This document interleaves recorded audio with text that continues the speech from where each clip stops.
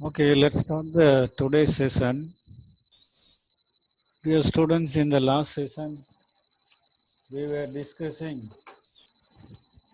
plagiarism and consequences of plagiarism and certain things related to plagiarism and copyright plagiarism. Even there is unintentional plagiarism we discussed. Of course, this session is also an important one because in research everything is important. We can't say which is most important and which is least important. Everything is important. So this title today, mechanics of writing, we will see. What is mechanics, sir? Is it screwdriver, spanner, or any tools like that? Yes, it is like that. It's like that. When we do some mechanic work, we need screwdriver, we need hammer, we need spanners, we need everything. Like that, mechanics of writing is a well-known words and well-known things to you. Only title looks something strange. When I tell you, you will understand, oh, only this is mechanics. That's how you will think. Because only punctuations, commas, colons, periods, interjection marks, italics, spelling, things like that. They are all mechanics of writing. We'll see, we will learn how to use them because unnecessarily we must not even use a capital letter in a place. We must not use. Unnecessarily, we must not put a comma. Unnecessarily, we must not put a full stop. Even after comma and full stop, that space gap between the next word and next sentence is all matter. So we have to understand everything and must use carefully. If some are trying to connect to audio, you will be removed, so you should not do that. Listen carefully. So these are the spanners and screwdrivers and hammers like that, what we use in writing. You understand and learn things today. I'll tell you one after another.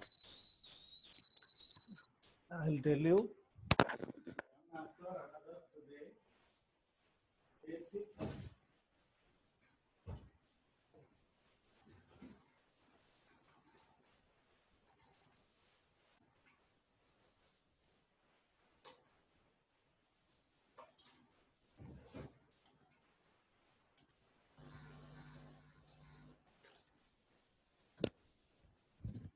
The basics and the mechanics of writing, or what should we use in our research writing.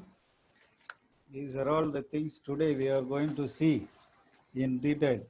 So even if there is possibility, I'll show you some examples on the screen. You may note down or would at least listen to it carefully.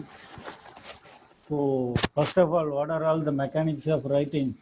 You look at the screen.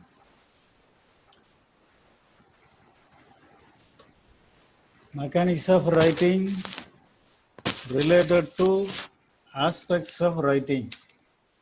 Mechanics of writing is related to aspects of writing. That is discussion of grammar, usage, style, and things related to aspects of writing. That is what we see in this. Things related to grammar, usage, style and aspects of writing. Should we know how to use a comma? Yes, we should know. Should we know how to use a full stop? Yes, we should know. Should we know where to put a semicolon? Yes, we should know. Should we know where to put a colon? We have to know. Sometimes even you have to know which is semicolon and which is colon. Even there are people who don't know difference between semicolon and colon. So you have to understand and should learn these things.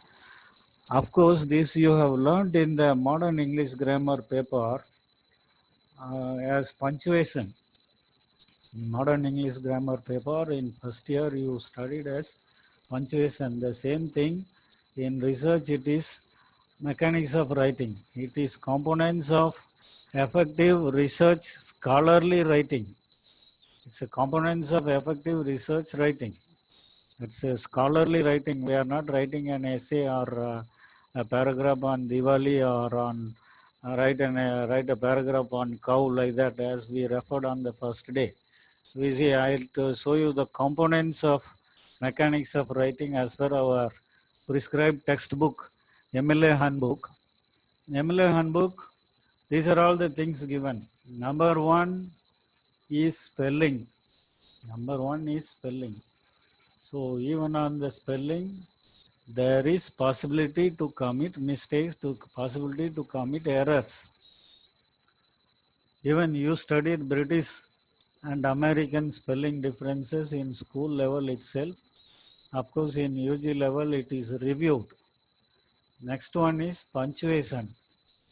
Punctuation marks like comma, period, even other marks. Then italics. You see, italics is where we use the words in rightly slant to the right side. There is purpose. And names of the persons. While we are writing the names of the persons, you see, first letter we write in capitals. Names of the persons and names of the places, we write the first letter in capitals. So there is purpose in it. If you are using first letter caps to everywhere, it will be understood as names. So we should not use, there are purpose. And numbers. Number means in one way singular and plural. Even the numeric numbers and other numbers in the numbers for first chapter 1, 2, 3, 4, we mention as first, second, third, fourth and fifth like that. And titles of works in research paper. Title means a name of a book or name of a journal, a name of a work or reference, what we are referring with. And quotations. Quotation means not the quotation mark. Quotation means a quotation told by somebody. So that how to use. And then capitalization, where to use capital letters, capitalization in, and personal names, where to use in languages, and when we use other language words in English, how to use that, you will be removed. That's, so you must not scribble on the screen. Please understand. And now the spelling. The first one is spelling. Of course, we cannot see everything on a single day. I'll tell you one after another. Even spelling is matter, including a hyphen, what we write between two words is matter and should be consistent. Consistency means some continuity. There must be consistency in writing throughout the research. Throughout the research, there must be consistency in research because first chapter, second chapter, third chapter, fourth chapter, and fifth chapter, all of them are connected one with another. There must be consistency.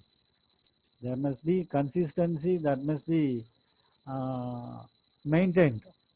In quotations, while we are using a quotation written by somebody, a quotation spoken by somebody. When we use other person's work, we must not make any change. We have to use as it is. We have to use as it is. The world is a stage and all the people are acting and actors. If it is a Shakespeare statement, we have to use it as it is and we must not make any changes in that. And that is plagiarism. That's what we read. We have to use it as it is. And then the third point we see, use one single dictionary and adopt the first in any entry. What is using one first single dictionary? Because in a research, if you are using a dictionary, that may be Advanced Learners Dictionary or Oxford, any one, you may use no problem. Use the same dictionary throughout the research. Of course, in those days, I bought one uh, dictionary, Reader's Digest special edition with 2000 rupees, for 2000 rupees.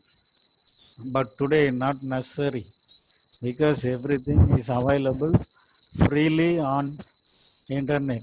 Everything is available freely on internet. Very convenient. If at all, when we look at a board or something in a book or on the screen, if we want to know the meaning of that new word, we need not run home and should search in our table, then turning to the pages and should see. Not necessary because it is available in the mobile. You just see it.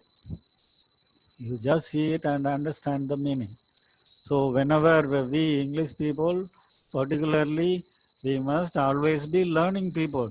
Whenever we see a new word, we must just refer it in your dictionary. That is all. In the mobile, it will be stored in your mind. When it requires, it will come up. It will come out. So use a single dictionary. Also, there is a word it's given in this explanation.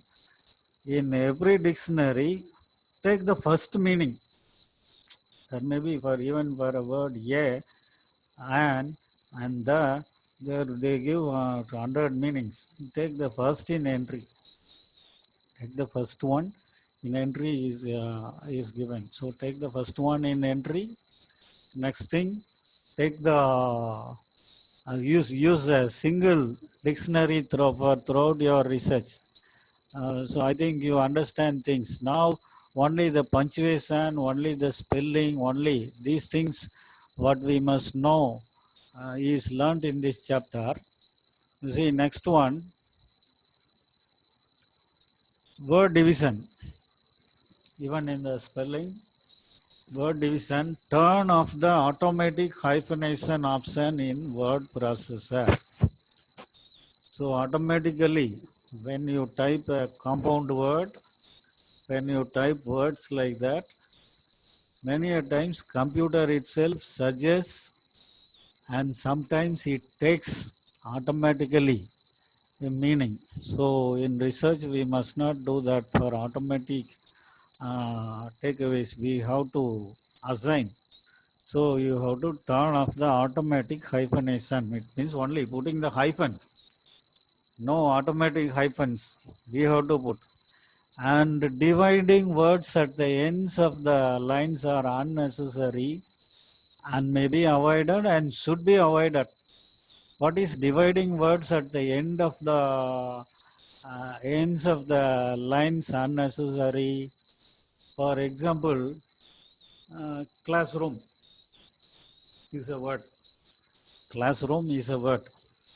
At the end of the end part of the line, writing class and writing the remaining room on the second line. Do you understand? That electric fan, writing electric on the last part of a line and the fan in the next line. Like that, we must not break the words and write in research. We must not break the words like that. We must not break like that. That is the dividing words at the ends of the lines and that must not be done, and we have to avoid it. Plurals, particularly numbers is plural. Generally, how do we form plurals? If a boy means we just add yes and we say boys. Use means we yes and we use as. The girl means that's all we just by adding. That's all by adding one yes we say that is plural. Even girls we say for girl. By adding one yes we say that is girls. So this is how we form. So this is one of the forms of methods of framing plurals. Of course, this is what we are doing throughout the generations. And there are some exceptions. There are some exceptions because in children, we don't do like that.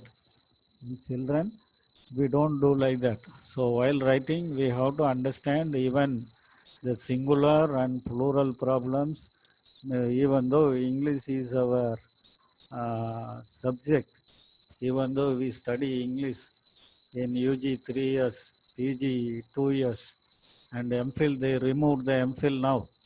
No one expected, they removed MPhil, unfortunately, and PhD. So many things you are learning. So it doesn't mean we know everything. We never know anything. We doesn't know. We don't know everything. We have to learn many things. So in children we don't follow like that. There are exceptions. There are exceptions. So spelling we have to know. Singular plural differences we have to know. Where to use hyphen we have to know. And where to even how to form plurals we have to know. So very simple things, but we have to remember. We have to very simple things. There is no big matter. There are very simple things. And is here in the next slide, there are foreign words. You see, there is a word theater, theta. I don't know whether it is French or Latin or any other language. But we use words like this from foreign words, from other languages. Even the word catamaran is a word which was taken from Tamil. And there are words like that which were adopted by English language from other languages. When even the plagiarism is a Latin word. Plagiarism is a Latin word. Like that. When we use foreign words like that, we have to write with the accent. You see, there is an apostrophe like small mark on this letter A on theta, and in 30 there is a small arrow like mark on the theta. There is Sasikala is there. Can you pronounce it? Can you pronounce?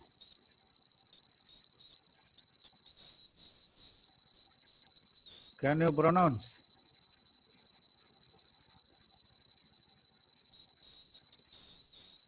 Okay. So we have to use the accent. We have to use with the pronunciation marks accent. So while using foreign words, we have to use them as it is with their accent. And now what are all the punctuations we are using? We will see. Punctuation. What is the work of punctuation? What is the work of punctuation? What is the work of punctuation? Punctuation clarifies certain things. Punctuation clarifies sentence structure. Punctuation clarifies sentence structure. If there is a comma in a complex sentence, like if you study well, you will pass, we understand this comma creates much meaning. This differentiates the main class and the dependent class. So you will pass is main class if you study well is subclass, we understand. So it clarifies sentence structure. Then separating some words and grouping others. Even for that, punctuation is essential. It's only a comma, we cannot think like that. In MLA handbook, you see, for using comma itself, they gave 4 to 6 pages. How to use comma, where to use, when to use and when not to use, it is given. And where to use periods, and where to use interjection marks, where to use caps, where to use italics, where not to use, it is given. And adds meaning to written words. Adds meaning to written words. You may know there is a line they used to tell when they teach telegrams and written communication. Telegrams and written communication, when we are learning, they teach us one particular thing. What is that? It seems in those days, British Queen, they send a telegram to India. Leave him, what is that? Hang him not, leave him. That is the telegram. Hang him not, leave him. That's the telegram. I'll type you for your easy understanding. Hang him not, leave him. For example, this is the sentence they refer. There is a comma. What is the meaning? Don't hang him to death. Leave him, he is innocent, or leave him as the queen wants to forgive him. That's the meaning. When telegram reached India, they did one thing. That comma came here, or they missed the comma. They did one thing. Hang him and not leave him. Hang him and not leave him. They understood the telegram in this way. That is all, he was hanged. So you see, punctuation is that much important because that adds meaning to written words. That adds meaning to written words. A punctuation adds meaning to written words. We have to understand things. We have to say, sir, what is there in a comma, sir? Not like that. In research, even a comma is important. Even a full stop is important. And guides the understanding of readers. Guides the understanding of readers. So, punctuation is that much important. In punctuation, what are all there? There is comma. That is a punctuation. There is full stop. There is interjection mark. There is double quotations. There is single quotation. There is apostrophe. So you see, we have all this. There is semicolon. There is colon. So there are purposes. There are purposes. So we have to understand things and should use them according to the purpose. That's the meaning.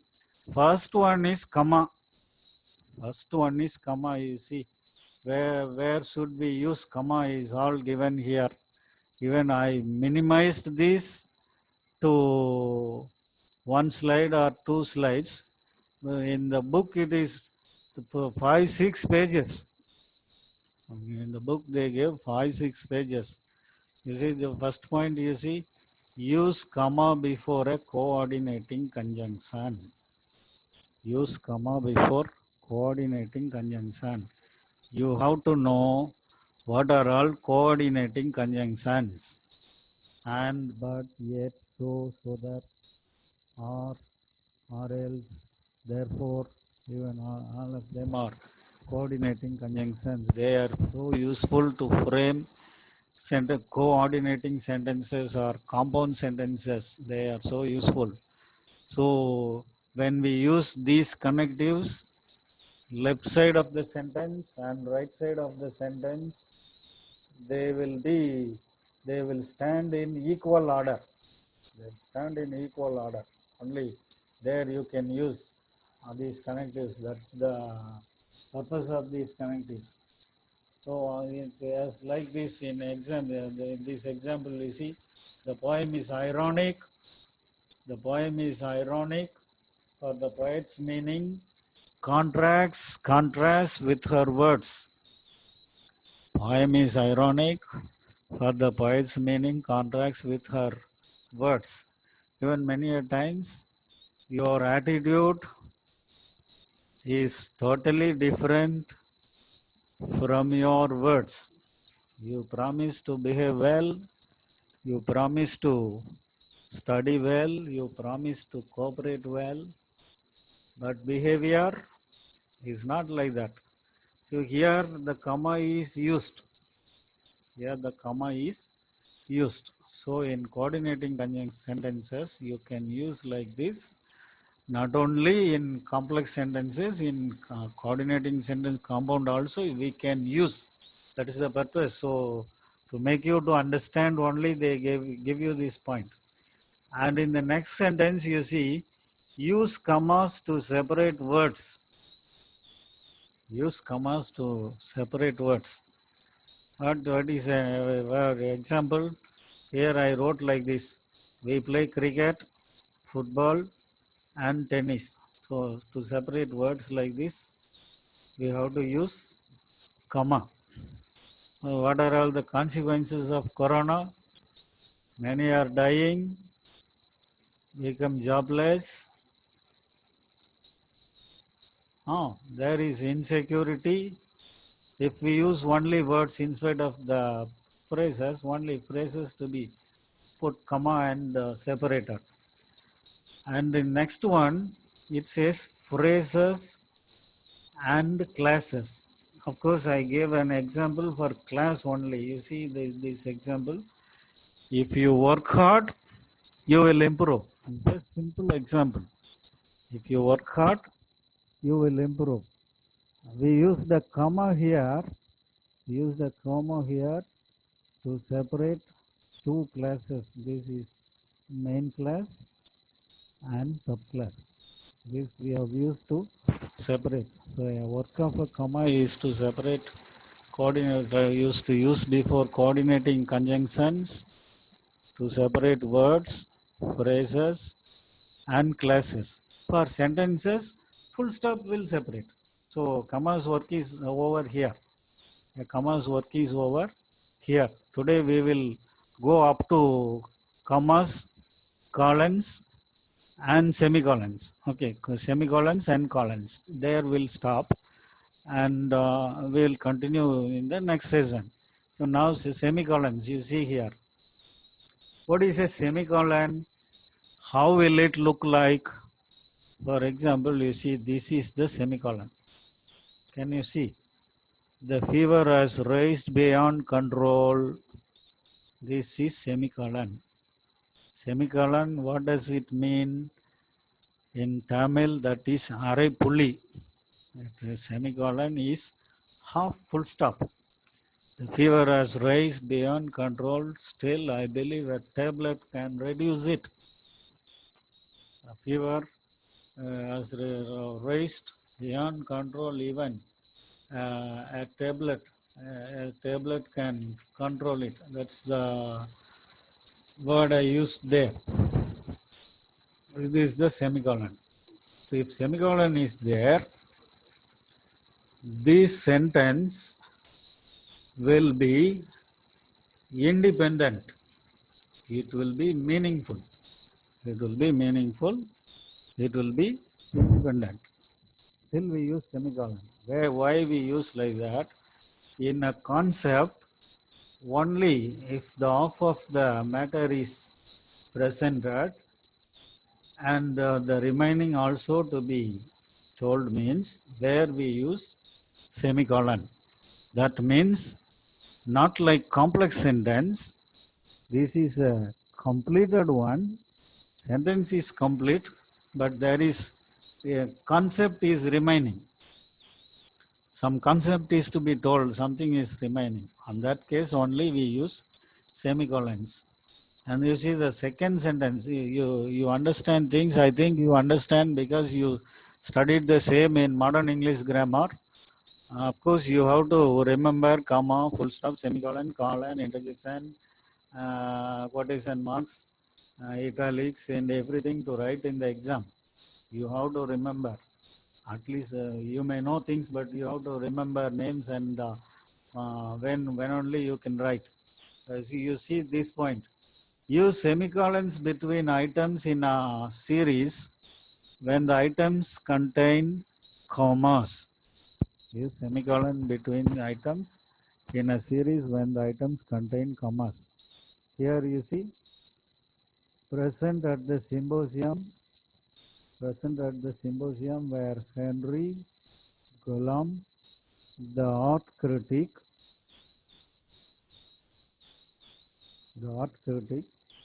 Sam Brown, the Daily Tribune reporter, and Maria Rosa, the conceptual artist. Here we see three people. Here we see three people in series. Here we see three people in series. Here it is used, the colon is used, even you see, I put colon instead of semicolon. So a there is difference. We have to understand and should put. So in a series where we present a number of phrases when concepts are remaining, of course sentences over, in such places semicolons to be used. So I understand what is the, I think you will understand, I believe you understand what's the difference between full stop and the semicolon. You have to know the difference in usages of comma, semicolon, full stop, colon, even hyphen. So that's we are coming one after another. Now semicolon we had seen. Only sentence may be completed, but concept will be remaining. On that case we use semicolon. If you have a confusion, sir, I don't know whether concept is over or not. Should I use semicolon or not? If you have such a confusion there, don't use semicolon, use full stop. Nothing wrong in that. So I think you understand now. Now you see the next one. Next one is colons. What is a colon? This is colon. This is colon. The colon is used between two parts of a sentences. Two parts of sentences. The colon is used between two parts of sentences when the first part creates a sense of anticipation about what follows in the second.